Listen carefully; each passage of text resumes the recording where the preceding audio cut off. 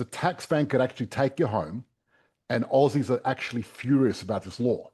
Now, this is just not clickbait, it's true. When you look at future generations and how your assets are going to go forward, there's a lot of different things you can do to talk about why you're doing certain structures, because it can't be for asset protection. Is that right? Yeah, that's right. And a lot of people ask you about this, about the Mm. unrealized capital gains.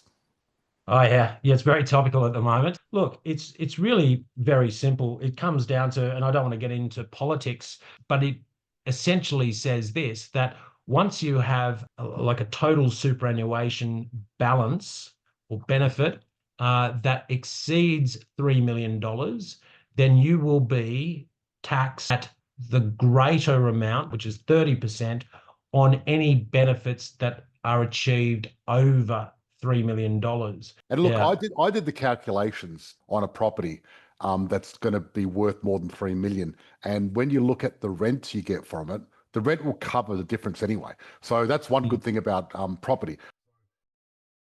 Hello, George Markoski and Jeff Bennett coming to you live from the Money for Life podcast. Welcome and hello.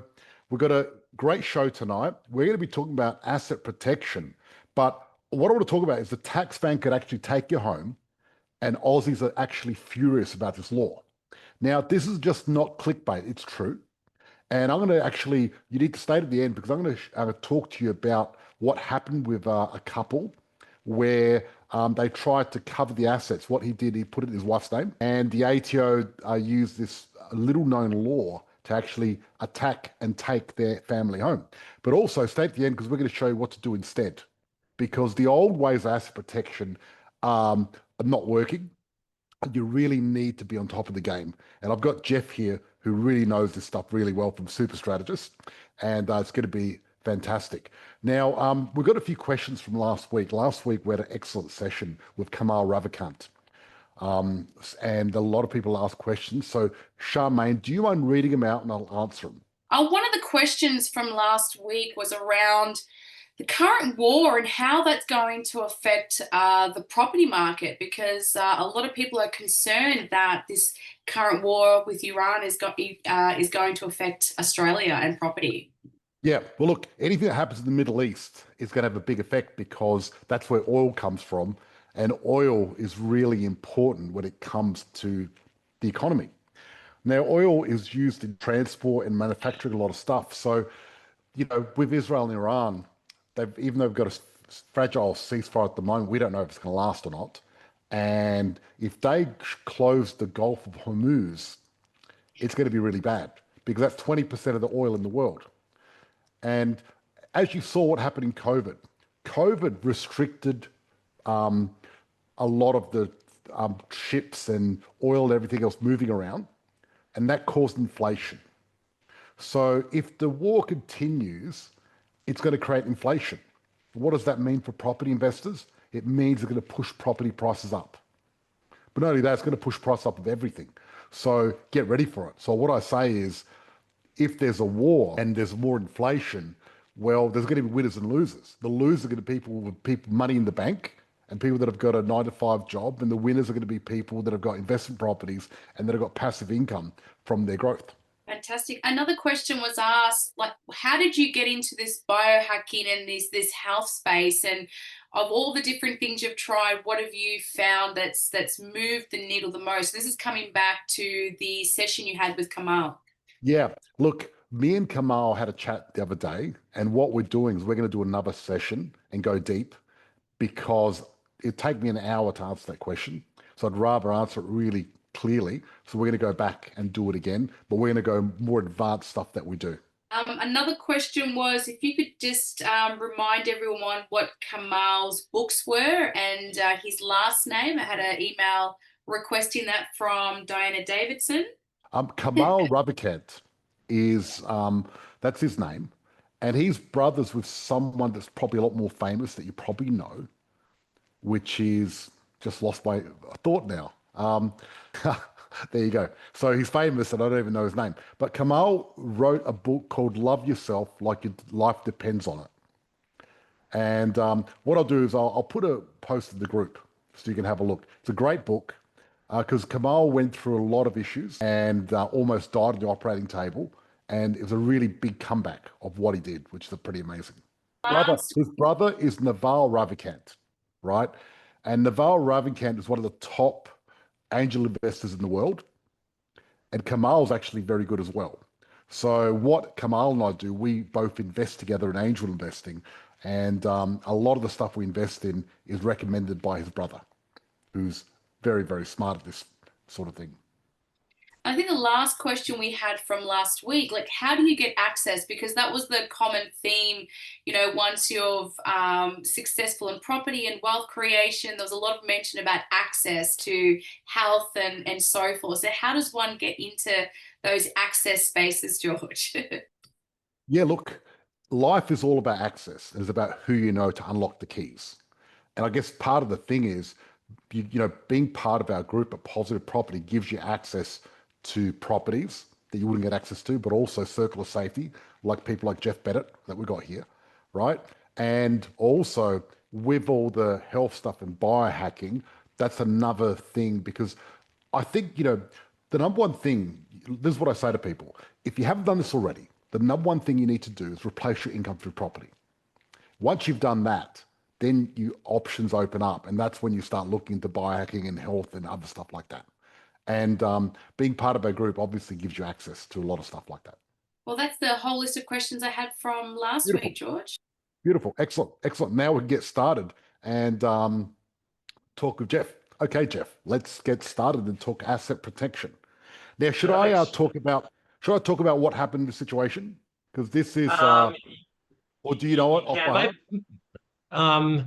Well, maybe you can talk about, I suppose, just by way of introduction to that, the discussion about asset protection. And really, I was just a little bit overwhelmed just listening to the way that you're talking about your health there, because I think everyone primarily comes to Positive Property to talk about building wealth, but there's so many more important things to that, of course. It's like after we've all made money, what do we kind of do then? So, and then there's not just the process of acquiring wealth, but I always give the example of putting cookies in a cookie jar. So anyone can go and toss the cookies in the cookie jar, but it's actually keeping a lid on top of that cookie jar. So how do we actually keep the cookies in the cookie jar and then be able to enjoy our wealth and focus on those things that we all aspire for, and that is actually just living a good life. Yes, I'm happy. That's a really good point about the cookie jar and everything else, because building your wealth is one thing, but how do you keep your assets safe? That's the other question. You know what I mean? And the problem is most people don't look at this until it's too late. What is too late?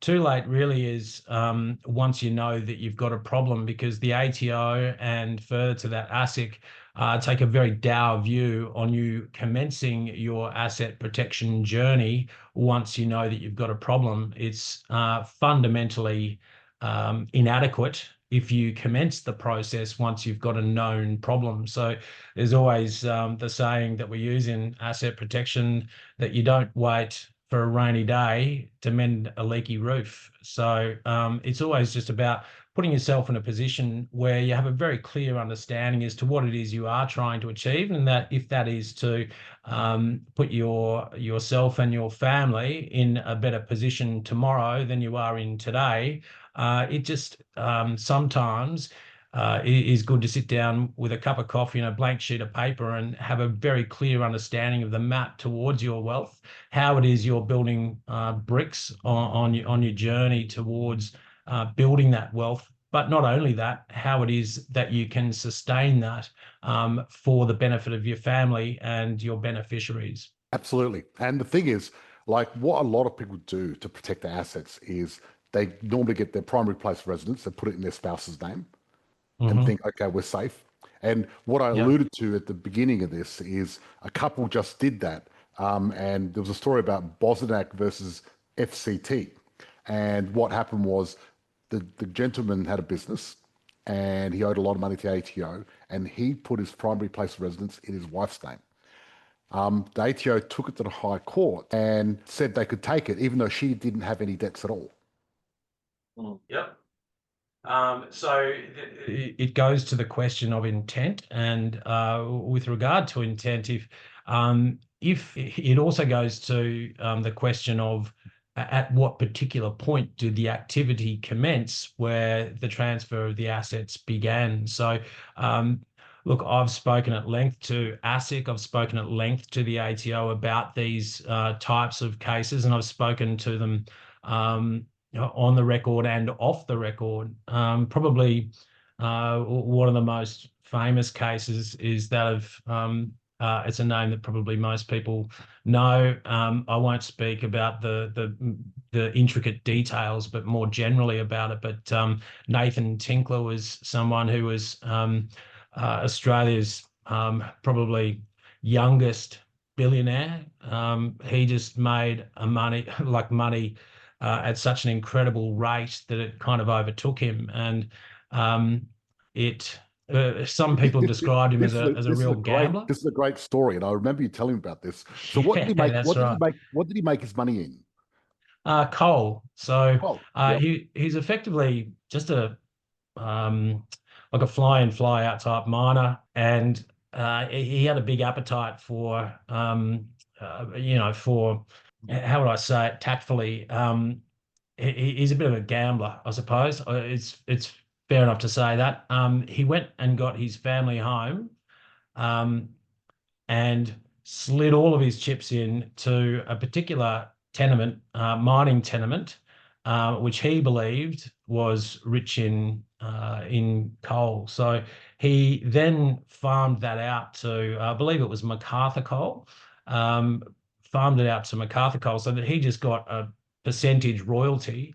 And don't quote me, but I think it might have been up to about 8% or maybe 10%. And then it was at the time when the mining boom just went, it didn't just go boom, it went kaboom. And he went from, just being a knockabout guy to being in the big time. And there's many different versions of what then occurred to him, but the mining boom started to slow down. But it's probably a reasonable description to say that the way that he then handled his money was kind of analogous to the way that he came into his money, and he went and bought massive amounts of thoroughbreds. He went and had a breeding facility for those thoroughbreds, and then there was news around town about the fact that he wasn't able to meet his bills as and when they became due. So poor old Nathan had. He also owned football teams like the Newcastle Knights, and I think a Newcastle soccer team as well. He then had the regulatory. He went on a big spending muck around. He really, really did. I think he was trying to desperately diverse his income sources away from the mining sector once he knew that he was kind of up to his neck in it, and it seemed to not be going the way that he wanted it to. So that also created a massive amount of debts, and then people started to come after him. He did have some good advice very early on, before any of this came to fruition, where he had set up some trust structures and had reallocated some assets to the point where his wife had a mansion about $18 million, I think it was, and that's a nice mansion. that was in the trust, and when they came to effectively sink him, to declare him bankruptcy, and his creditors chased him into bankruptcy. And there was a lot of arguments around this, and I don't know how much is true or not, but around the tables of the professionals, that's often talked about, that potentially was pursued because he didn't come from money, and his story was that he just blew up, and then the people who he owed money to then were vigorously chasing him. But it got down to a point as to whether or not he's going to go into bankruptcy, and he did, as a matter of fact, go into bankruptcy. But that wasn't the end of Nathan Tinkler. He actually utilized the funds which he had stifled away in his, or should I say, legally structured into his trust in order to then go and fight his bankruptcy verdict, and was able to overturn that to the point where his bankruptcy was then quashed, and he's made a number of different plays in a number of different industries since then, most notably trying to get back into coal. So the story really about that, he also had moved his actual company over into a trust, but they were able to have some success in being able to recover some of those funds within his company. I went and approached, I play a role where I'm reasonably well known within various of the finance communities. So I'm a Master of Ceremonies at the Financial Counsellors Association in Queensland, and ASIC were presenting, ATO were presenting, and just I've got a particular passion around this particular area. But I went and approached them with a view to having a discussion with them, and they weren't happy to talk on the record, but off the record, they just said, look, we couldn't touch Nathan Tinkler's assets that were in the trust. So I've heard it firsthand from them that it is a very effective strategy in order to protect assets. The laws exist for those reasons, to be able to put them into, to be held on trust for some future purpose. And the same rules that allow that and the strength and protect the trustees, the same rules that protect your assets as you move forward.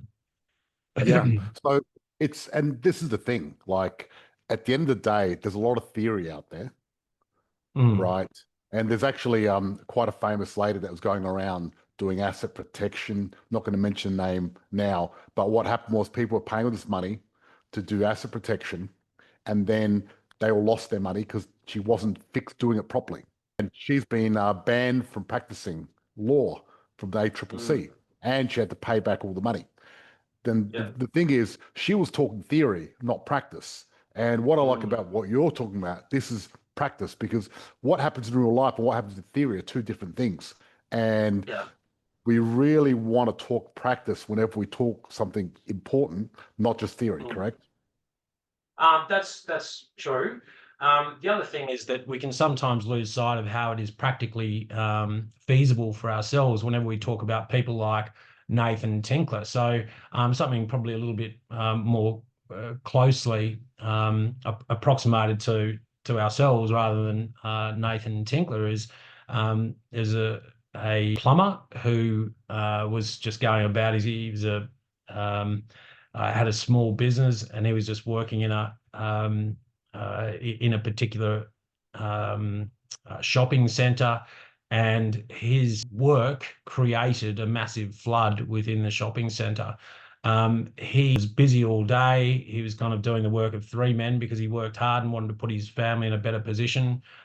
His insurance had lapsed, and he had no cover. And so he was in a position where he had some asset protection. And while he went under himself, it wasn't the end of him and his family. So, wow, that was lucky that he had some asset protection, because most people don't have it.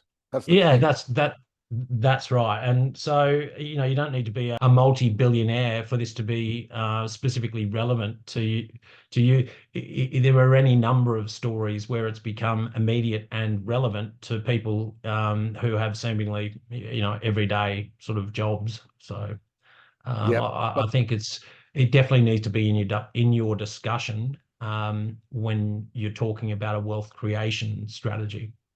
Absolutely. The thing is, though, and one thing we always need to be mindful of, there's always a trade-off, because the more solid your asset protection, the less control you have, and flexibility, because there's different types. Like when you start to invest in property, you want a lot of flexibility and a lot of ability to do things. And if you tighten the thing right down, it does make it difficult as well. Is that correct? Yes, it does. It can be a quagmire in terms of trying to sort it out for yourself. You need to have someone with you to steer you through. There are implications in a great many areas. Borrowing capacity. If you gift your principal place of residence to a trust, well, the trust owns the principal place of residence. You can then steward a network of contracts where you're able to then go and live in it. We call it a gift and loan strategy, where you would give your asset, principal place of residence, to the trust that you control. You then have a structured living arrangement between the trust, ironically, which is controlled by you, but between the trust and yourself. And that's a way that you can distance the risk from that particular asset leaving you, and also still being able to enjoy the property. Then going to try and get a loan. I mean, the trust can't actually make money in that context, because you're living in the property. You are the one that still has the salary, and you therefore have the income, which the bank is very, very much looking for in order to try and get the loan. So there are implications. If you were to die, you essentially can't give your property to a beneficiary. You need to have provided for that within the trust itself, because the trust will have a ruling document. In the industry, that's referred to as a trust deed. The trust deed is the most important document in the trust, and that stipulates all of the rules about the creation of the trust and the dissolution of the trust, and at what point, and where those assets and how those assets are to be distributed. So Yep. there are a lot of implications, and the only takeaway from that is that you would need to see someone who talks about this and lives and breathes in this space on a daily basis, rather than trying to chat GPT it. Because if you chat GPT it, I'll guarantee you that the lawyers will have a field day with it, and probably Yes. so too will ASIC and the ATO. Totally. There's certain things that ChatGPT can't do. Now, Charmaine's got a question. Should one start a trust right away, or wait until you have a certain amount of property? Do trusts offer tax benefits? Well, a trust doesn't really offer too many trust benefits. It's a bit of a hangover from what used to occur in the 80s and the 90s. Trusts were an absolute field day for taxation benefits. The trust really doesn't get charged really tax. It gets taxed when the funds or the income is distributed to the beneficiary. The beneficiary will then declare income from the trust. The trust itself, if it does hold assets in there, like I'm talking liquid assets, like income that it's received, if it holds it in there for longer than a period of 12 months, now the ATO will tax it at a higher rate. You don't necessarily think of the asset protection or the trust as a vehicle for a taxation benefit. They really tightened it up after the 90s into the 2000s, because common thing that we always used to hear certainly when I was a kid was a family trust. And then what people used to do is, if they were a plumber or a baker or a banker, they used to get paid their salary into the family trust, and then the person would distribute it amongst their children, which they were legally able to do, and then get them all underneath the tax thresholds to make it a viable vehicle for that. If you now pay someone from a trust who is a minor, they get charged at 66% tax, just because there are penalties above the penalties for paying out minors out of a discretionary trust. So the ATO has really tightened up on that. So it's not so much a go-to for taxation purposes. There can be that by way of like a testamentary discretionary trust, which is how you receive it from a will, but generally speaking, you wouldn't be going into it to be claiming fantastic taxation benefits. Yeah, and that's the challenge, because the one thing we want to do really is maximize our taxation benefits at the beginning. Because what happens when you buy a property, the most negative a property is when you first get it. And every year it becomes more positive, but also you don't have a lot of equity when you start with.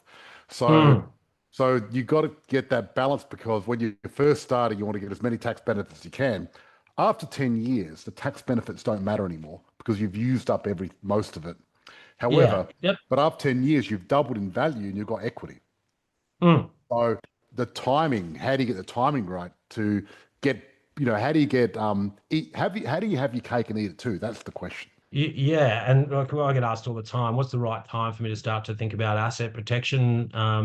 You know, we always like to say that, as soon as someone's got money, well, they're a target for being sued. It seems to me, and they're not being sued by, everyone thinks, like America, that Australia is becoming very litigious. It's got nothing to do with people being litigious. It's actually the lawyers themselves. Lawyers themselves create an environment where if they identify that there's money anywhere, well, that's where they're going to. So it doesn't matter what industry you are in. If you begin to acquire wealth and you're down a particular pathway, I was doing up some scenarios for the unrealized capital gains tax for a client of ours. They've got 7 properties in just in their super, and they've got a tremendous amount of properties in their personal name also. They've got a trust plan, and they moved to that probably about 8 or 9 years ago, so they're protected, and they were thinking about it probably after they got about their 3rd or 4th property. Yeah. But again, you're a target anytime you kind of amass any amount of wealth, and the earlier you start it, the better off you are as far as the protections are concerned. So what I was talking about earlier when we were first saying is that the ATO takes a very dour look on things. In that case that you mentioned, where they were able to take it from his wife, is because you can't begin this process if you've got a known creditor. If you've got a debt that is chasing you, any amount of you moving the assets, you are not protected. In Australia, we have a statute of limitations, which is 7 years. So the rule of thumb is that you needed to have enacted this strategy 6 years prior to an action actually commencing within the court. To give you total safety, correct? Yeah, to give you total umbrella Yeah, strategy but Jeff, of protection. but if you do something for a different purpose and you can demonstrate that helps your case, though, doesn't it? Oh, it certainly helps your case if you can demonstrate that that you have got reasonable grounds to have transferred assets to a trust, and it wasn't as a result of that. The court will certainly Have a hear good look those. at it. Yeah, Yeah, because yeah, the thing is, you need to really base your case and be really clear. Once yep, 7 years hits, it doesn't matter. The reason doesn't matter because it's too late, yep, correct? But which is yep. the good That's part. right. But Yep. before then, you need to get really good reason. And I guess Mm. part of it is, when you look at future generations and how your assets are going to go forward, there's a lot of different things you can do to talk about why you're doing certain structures because it can't be for asset protection. Is that right? Yeah, that's right. That's right. So you essentially need to have done this at a time when everyone's in a frame of mind that that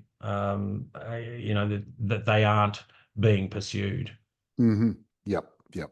Definitely. Yep. Definitely. Yep. Now, you touched on, and a lot of people are asking about this, about the Mm. unrealized capital gains.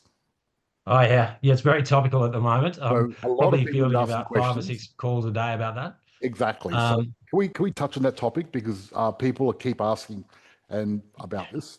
Yeah, sure.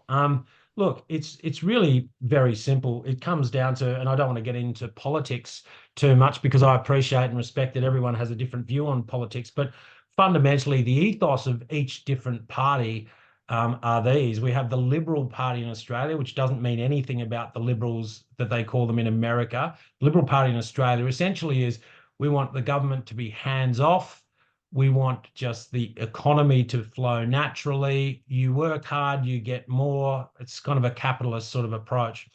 The Labor Party, not traditionally, very specifically in their policy document, which you can download, they say that they are a socialist uh, party. They have socialist values, and that they have a clear doctrine and edict to move money from the wealthy to those that they perceive are in greater need. Now, we have a government at the moment that is the Labor Party. What they generally do is they target those who have, created some wealth. So that just gives you a little bit of context as to where we are. And the reason why that's important is that all these laws that have been talked about, they aren't necessarily enacted as yet. I've read the explanatory memorandum of the touted legislation, but it essentially says this, that once you have a total superannuation balance or benefit that exceeds $3 million, then you will be taxed at the greater amount, not the concessional amount of 15%, but the greater amount, which is 30%, on any benefits that are achieved over $3 million.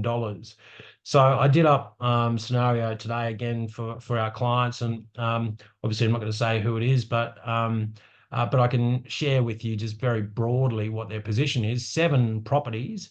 They've got probably about, I don't know, about a total value, I think, of about, let me just see if I've still got this up here. Hang on. Okay, total value of 5.18. Debt 2.1. They've got, so let's say equity of 3 million. Equity of 3 million, but the husband's got like 55%, the wife's got about 45%. So collectively the fund has got $3 million in net assets. And automatically we go, oh no, they're up for tax now. They're not. The husband has only got, of that 3 million, he's only got 1.65 million as his total superannuation benefit. So it's individual basis, your net amount needs to be $3 million. Yes, so it's quite high. It's quite high because it's net and not gross too. That's the thing. Yeah, And that makes a big difference. That's right, the benefit. So forget about what the value of the property is. You're not taxed on the value of the property.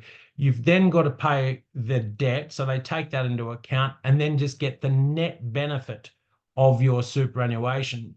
And then it's, if you've got mum and dad in the self-managed superannuation fund, then they've each got a share of that amount of money. So what I say to people is, look, superannuation is just one area of your creation of wealth. You will have some properties in your personal name by the time you retire. And well, if you're following George's system and positive property system, you will have a couple of properties in your personal name. You have a couple of properties in your superannuation. More than enough of a bridge there to, put it this way, wouldn't it be nice if we were able to retire with $3 million net in our superannuation, not even including the funds that we've accrued in our personal name? If you've got to that stage, well, what we'd be saying to you is, job well done. You've got enough money to live with. You're going to have a lot and of live money. on. Yes. And look, I did the calculations on a property that's going to be worth more than 3 million. And when you look at the rent you get from it, the rent will cover the difference anyway. So that's one good thing about property. So a $3 million property, you're going to get around about 5% return on that, right? So 3 million times 5%, that's 150,000 a year. So if, let's say, it goes up above the threshold, you got so much money coming in rent, you'll be able to cover the unrealized gain really easily. So that's the thing about property. If it was gold, it'd be different. You have to sell some gold because you wouldn't be able to cover it. And if it was shares, you have to sell some shares. With property, you're getting an income as well. Yeah, because it's not just capital appreciating, it's income generating as well. Exactly. Yeah. That's the whole part of the strategy. That's the beauty of it. So the beautiful part is you won't ever have to sell your house. Yeah, well, we don't want you to have to take the money from the rent. Yeah. Yes, that's right. And then the other point, and I'll finish where I started there, just on this. At the moment, it's talk. If it does come in the way that it's touted to, don't be afraid of it, because there's plenty of headroom there before you need to start getting work. There are then strategies that you can employ even when you do get close to that as well. We can buy some more property, and then we can depreciate the fixtures and the fittings, and Exactly. there are That's right. lots of different strategies You that get we can another property, utilize. get $80,000 in depreciation, and suddenly you're below the threshold again. Exactly. So, look, it's not the doom and gloom that it's being made out to be. There is argy-bargy on both sides of politics. The Libs are saying, "Oh, this is going to ruin it," and you guys are, and then the Labor Party is saying, "Well, this is a fair cop as far as we're concerned." But the thing is, in my career, I've seen a lot of talk about a lot of different legislation, and we've always jumped here and there. Let's wait until we see that it's actually implemented. Takes a lot of will and a lot of effort to get legislation passed through anyway. Yep, And that's right.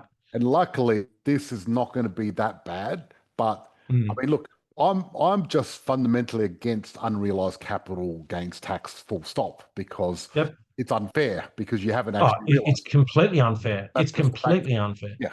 Yeah. You should be able to, until you realize something, you shouldn't have to pay tax on it. That's just fundamentally wrong. Exactly. And then if we just play this game of chess out two or three pieces, which I've done in a number of different scenarios, is what does the actual government want to do? They actually want to have more housing, more development, in order to be able to facilitate this very real housing crisis that faces the federal government right now and at state level. And if there is that level of fear where people are actually having to they're going to be getting rid of property left, right and center if they, or at least not building too many more, Yeah, because exactly. there are so many people that are getting self-managed superannuation funds. I'm meeting maybe 5 a week of people who are jumping into self-managed superannuation funds. If you've already enacted that strategy, well done. The people that I'm seeing are saying, I should have started this a couple of years beforehand. And, so if you've drunk the Gatorade a couple of years ago and got onto self-managed super, well, fantastic. If you're just starting now, well, the best time to buy a property, I always say, is 10 years ago. The next best time is right now. So, Well, the thing is, right now is a very good time, and the reason it's so good is because we've got the biggest housing crisis in history. This has never happened before, right? We've never in the last 200 years had such a bad housing crisis. Now, what they're predicting, it's going to be a super cycle for property, because property normally doubles every 7 or 10 years, and then it retracts. But when you've got such a strong demand and such a little supply, it's going to keep pushing things up. It's going to be crazy. Yeah, that's right. And where is it going to stop? Uh, there is a real problem in Queensland with the infrastructure that needs to be built because of the Olympic Games that are coming here. But the immigration levels in Australia at the moment are such that they cannot build enough houses in the next few years to sustain the population growth that's already arrived. No. I mean, we even if no one came, we still don't have enough properties. And Yeah. you look at Albo's housing target, he's missed it every single month since he put it in. Yeah. We've never built That's that right. many properties since 10, 15 years ago. Like, we've never Yeah. even come close. The Yeah. fact of it is, Australia's lost the ability to build houses. Yeah. And I say to my clients, I go for a walk every morning, and there are people who are living in cars who have actually got jobs, and they might have a Coles badge on or something like that. That these people aren't homeless people. These are people who have got jobs who don't have houses. And there's a real difference to when I was growing up as a kid. No, it's shocking. And I never thought Australia would be like America and England and those other countries where there's homeless people everywhere. It's terrible. You know what I mean? And Yeah. we need to fix it. It's one of those things that should be the government's priority more than anything else. And instead of stuffing around with playing with people's super, we should be looking how do we, because I mean, Labor, they're trying to do the opposite. And the Greens Yeah. are as well. They're trying to get rid of negative gearing, which would even be worse for property. Yeah. They Yeah. should they That's right. should they should add more negative gearing, give people Yeah. more bonuses to build houses because the government has proven they cannot build houses. It's up to Yep. investors to invest and help fix this housing prices. We're the only ones Yeah. that fix this.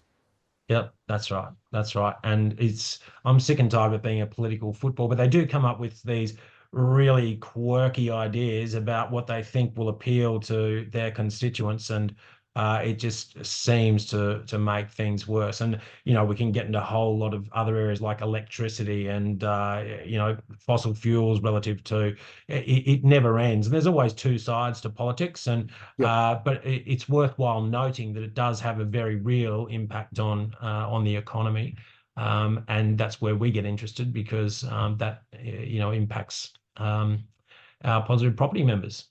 Absolutely. And that's why, I don't like getting political, but at the end of the day, liberal is better for the economy and better if you're middle class. That's the fact of it. Yeah, well, their ethos is more that like let the economy find its own spot, and they are less interventionist than the Labor government. But I would agree with you. If you were into property, you would probably be more supportive of a liberal ethos than a Labor ethos. Definitely. Now, I've got a few questions, if you don't mind. Yep. Do you pay stamp duty again if you move a property that you already own to a trust? Yes, you do. It's a different entity, so there could be stamp duty impacts as a result of moving it. Yep. What are bloodline trusts?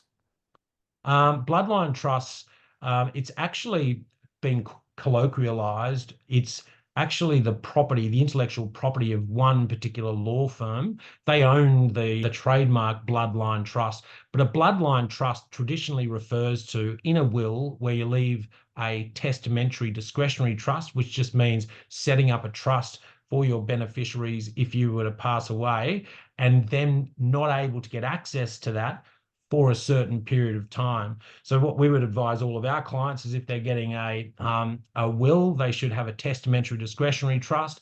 That trust should last until your minor beneficiaries are 35 years old, not 18, but 35.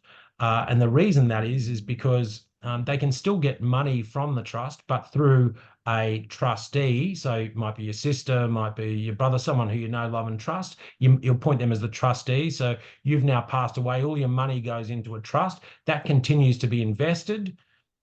And when that youngest child turns 35, then you allow those funds to be distributed equally to your children.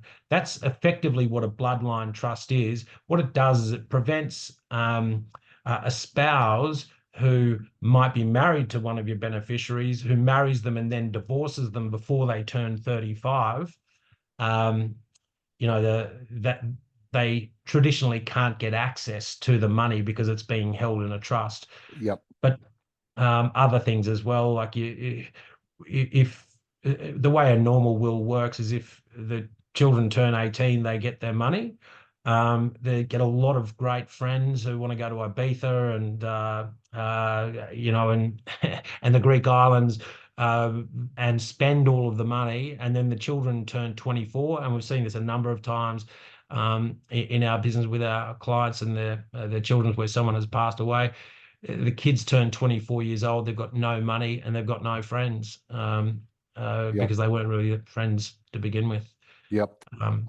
Okay. Albo is exempt. He doesn't have to share any of his wealth. Yeah, so the politicians are exempt of the $3 million super thing, aren't they? Well, yes, by virtue of the fact that they are generally participate in a defined benefit scheme, which is unique to government workers who have been there for a long time, and most politicians have. In federal parliament, they also have a special bonus on top of that where they're invited into a scheme. Albo was publicly exposed where he said prior to the election, he was asked a very direct question: "Are you going to be impacted this? What if your investment property goes above this?" He said, "Well, I'll be taxed exactly the same," and he got found out very, very quickly that that wasn't the case. Yep. And it's interesting, the property that he bought, there was a major upgrade on the road going to his property, like $100 million getting spent. Yeah, So yeah. Surprise, surprise. I know exactly. Adam Yeah, said having an SMSF and a trust is the way to go. Question mark. Yeah. So with an SMSF, yeah. that's protected more than anything else anyway, isn't it? It's well, a lot of confusion about SMSF. All trusts, if you're with SA Super, Vic Super, Q Super, no matter CBus, AMP, all of them are trusts. An SMSF is also a trust, and all it does is replicate the really big guys. An SMSF just replicates exactly the same structure. That's how it's legal. It's exactly the same structure. It's the only difference is the big guys have got 600,000 members and you guys have got 2 members. They're the only difference between the structures that occur between big super and small super. So a trust, by definition, is just a holding entity for some future event. And in the case of superannuation, that future event is just simply your retirement. Retirement. So you can't touch it. There are very strict laws around trusts. You can't touch it until this future event occurs. In superannuation, for other trusts, the rules are written into the trust deed. And the good thing about being a trustee is that you get to write those rules. So for an asset protection trust, which we refer to as a discretionary trust, that trust, the trustee, gets to be written by yourselves. Yep. Or us. But super funds are protected by the government anyway. That's Yep, by virtue of the fact that they are trust, but yes, they are. So for example, if you owe the tax department money, even that, they can't take it out of your super, can they? No, they can't take it out of your super, and you are protected against any other debtor. I think I understand what you mean now. Yeah, if you are being pursued, it's very, very unlikely that you would have money taken out of your superannuation. The ATO is extending some of its powers for compliance on the 1st of July, so next week, for how they pursue people. So the compliance elements are ramping up for particularly what they call the shadow economy, that is people who don't pay their tax. So yeah, but superannuation is protected. Yep. Okay, so Emma said, with the strong demand and low supply of houses, is there also a risk of quality of homes that we built in future, i.e. defects rushing through builds? How do we make sure we're buying quality, not falling to builds that are rushed? Well, Emma, there's always a challenge with the building industry of getting quality. That's just the fact of it. And because you're part of Positive Property, we're very careful who we deal with. And most people we deal with, we've known for a long time, and bring the right quality because of the long-term relationship. Because it's hard when you're one person and you just go with a builder. You're one person, one property. It's hard to get that assurance of quality. But when you've got a big group, one of the biggest buying group in Australia, you've got a lot more pull, a lot more strength in negotiations. Hope that helps. How does asset protection work if you're a company director in Australia and New Zealand? Can either country go after assets in another country? I'd need to know more about the specific circumstances, but generally speaking, if you owe a debt somewhere, then you can be pursued for that debt. The matter will come down to the perceived nature of the contract, where the contract was written, and if you've got money owing in New Zealand, the nature of the contract would be in New Zealand, and therefore it would be a New Zealand jurisdiction that you would pursue that debt. So it would be up to New Zealand to pursue that debt to someone who was in Australia, and vice versa. It goes down to contract law and the nature of the contract and the nature of the debt, which is why I'm saying I need to know a little bit more about that. But look, if you're worried about one country relative to another, it would be incumbent upon that country where the debt is owed for to pursue you. But you can still get served in Australia from New Zealand. It's just the papers, and you have an obligation to fulfill any court orders in any jurisdiction within which the matter's being heard. If you don't fulfill those obligations of that court, well, then you will have ramifications in that jurisdiction. That meaning you might not ever be able to go back to New Zealand. Otherwise, you might get arrested for not going to court. Exactly. So every time when you've got a different country, it's a lot more complex. So it's a lot harder for people to chase you. That's the fact of it, and costs a lot more. So the debt would have to be really big, otherwise it would not be worthwhile. Yeah, obviously. Yep, that would be absolutely true. Yes. Yep. Those that backs against the wall will not be able to afford our properties. Is there a strategy for multi-tenancy? No. The strategy we've got, lots of people can afford it, but we're not going for that part of the market that backs against the wall. CGT for the moment, it is only planned for super.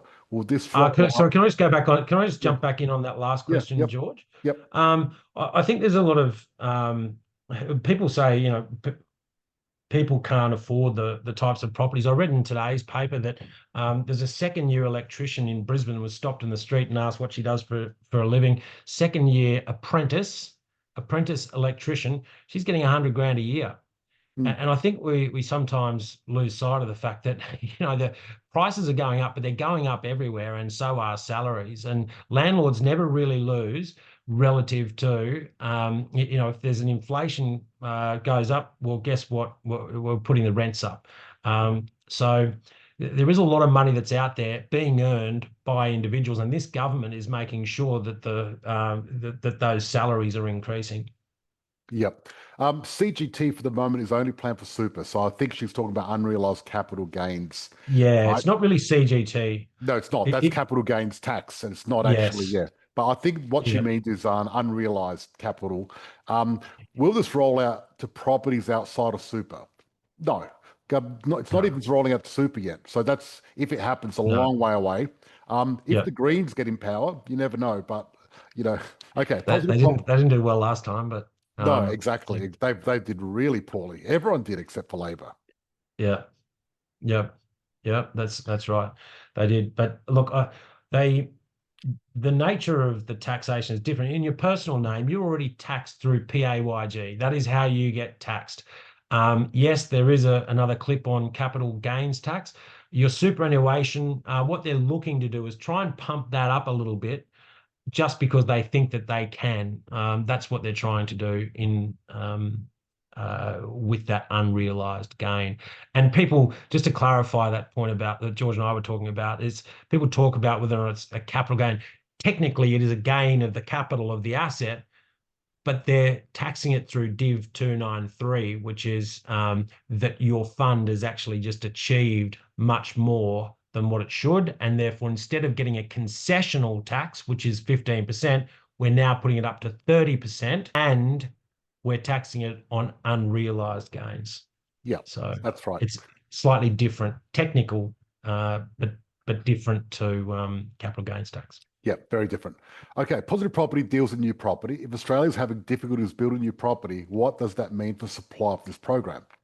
Matthew, we've got very strong relationships, and there's a lot of developers where we get first option, so you'll be fine. That's why they call me John Wester Property. The properties I reject is the properties you find everywhere else, right? Yeah. There you go. I'm in for buying houses with affordable rent, so peeps have a bed to sleep in with safe dreams, something I never had. Yep, that's good. Does this also apply to shares? Yes, it doesn't matter when it comes to your super, whether it's shares, gold, property, it's just the super fund, correct? Yep.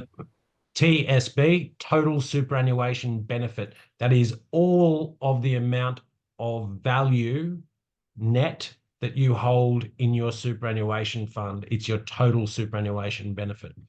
Yep. If you've got two funds, one that you hold property in, another one that you have shares in, they'll be added together. It will be your total superannuation holdings. Okay. Yep. So look, we've only got 5 minutes to go, so I'm going to quick fire the last few questions, and then Jeff, if there's anything else you'd like to add after these questions, I'll give you an opportunity because wow, we've almost gone over time. Sharon said, "Is it true?" Hey, T Time flies when you're having fun, Stuart. absolutely, that's right. Sharon said, Yeah. is it true that if you're separated, not divorced, can your ex go after your assets? And if so, how do you protect your assets? Okay. There are three steps in separating from someone. It doesn't matter if you're married or a de facto, but very quickly, the first step is custody of the children. So that's family law court. The next step is the divorce, which only people call it divorce, but that's not what the most important thing is. That merely separates, according to the government, your marriage to now being single, and it's only a matter of the births, deaths, and marriages and the divorce court, which is called the Federal Circuit Court. But the third and most important is what's called the financial settlement. Now, the financial settlement is an agreement often stamped by the courts, or if you can't agree, you go through to a divorce court. But the simplest and easiest way, and the way that all of the federal writing about this. So if you go to the Federal Circuit Court portal, it will tell you the best way to do it is not with a lawyer. The best way to do it is through an instrument called a binding financial agreement.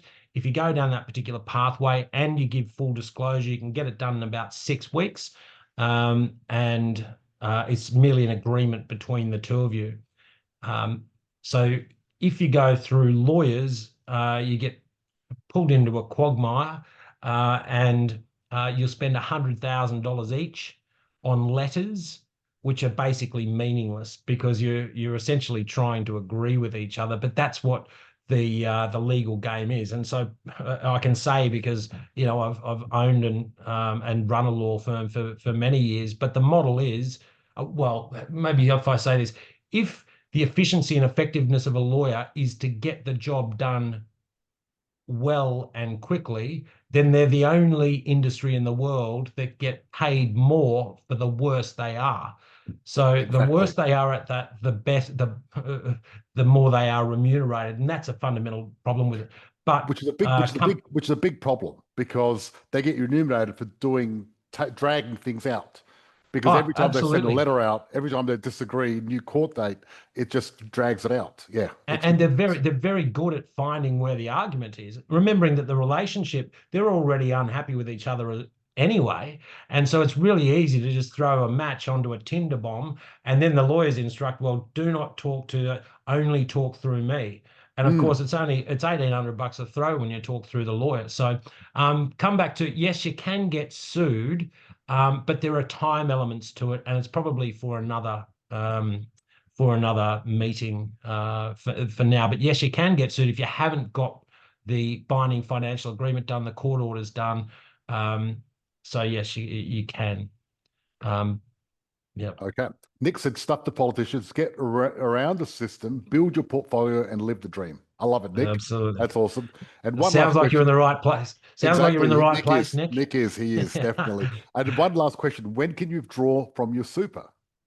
Well, when you meet what's called a condition of release, and that's either you're totally and permanently disabled, you've met the age of retirement, and you're no longer working. In a self-managed super fund, it's easier to get a condition of release because you're asking the trustees, and you're actually the trustee, so you're not going to get too many arguments there. But if you're in a larger super fund, you ask the trustees if you can retire at age 60. Well, the trustees have got a vested interest in holding on to your money as long as they possibly can. So generally speaking, that's why you never really get out of them until you're age 67, which is the designated age by the government for retirement in this country at the moment. Okay, so with a self-managed super fund, you can get out quicker. Oh yeah, yeah. You can get out at generally around age 60. Um, Well, there you you go. know, yeah, you can, we need to do some stuff, Yep. but yeah, Yeah, around but it all 60. depends on your strategy too, because you might not want to That's get right. out earlier, because That's right. you might want to go later. So it all depends on. I think that's a very complicated thing. You need someone to help you with, Mm. to have a Yeah. look at your assets, whether you're working, your income, and all that sort of stuff. Because Yes, once you that's right. retire, you can still go back to work, can't you? Yeah, you can. You can. You can, and it's a bit of a hazy area, but you need to have had the very firm belief that you intend to retire and never going to work a day in your life when you retire. And then on Monday morning, if you happen to wake up and have had an epiphany that you want to go back to work, well, George, you can go back to work. So that's the thing. But at the time that you retire, you need to have had that absolute belief that you are never going to work again in your life. And then, there's no, it's very, very hazy, that particular area. But you can still return to work after you have retired if you choose to do so. Yep. The Okay. catalyst is when you can access your funds. And when you go to access your funds, you need to have been of a frame of mind that you don't intend to work again. And then the government says, okay, we're going to release your funds.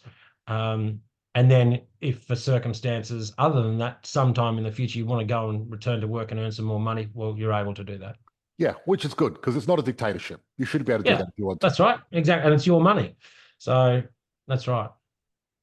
Yep. Well, someone said, what are your chances of accessing your funds if you get made redundant at age 60? Yeah, well, you can, and you can make an application to the trustee. If you're age 60 and you're made redundant, we call that the golden handshake. That's fantastic news for some, but for other people it may not be. Exactly. But I work with a lot of people who have retired and they don't want to go and sit on a beach all day every day. They want to do that for 3 months, but then you want to get back into it. Otherwise, you're going to turn to drink. And Jeff, I retired in my 30s from property, and I thought I made it, and here I am back working. So there you go. So and you probably never. And you probably never worked harder. I see how hard you work, George. So you probably never worked harder. But also, no, but I love it though. I love it. I really enjoy it, and that's the thing. Yeah. If you find something you love, it's better than being retired. It really is. Exactly. But exactly. Being retired is better than doing something you hate, I suppose. Yeah, that's right. right. Yep. So, any closing remarks before we finish, Jeff? Not really. I think I really was moved by what you're talking about your health. Before I heard a great saying. Someone said to me the other day, if someone gave you $10 million, walked up to you in the street and said, here's $10 million, would you take it? And I said, yeah. And then they said, what if I said to you, if you take the $10 million, you're not going to wake up tomorrow? And I said, well, no, I don't want the $10 million. And they said, well, whenever you wake up in the morning, the first thing you need to say to yourself is, you know what, today is a $10 million day. So I love it, Jeff. When you were talking about your health before, George, I thought, it's we can all talk about putting cookies in the cookie jar. We can talk about putting the lid on them as well. But ultimately, our health is our wealth, and it's really, really important that we find some time to spend some time with our families as well. Agreed. Look, the healthy man has got a million wishes, and the sick man's got one. Yeah. So true. Definitely. Thank you, Jeff. I really appreciate you. Thank you. Yeah. Thank you so much.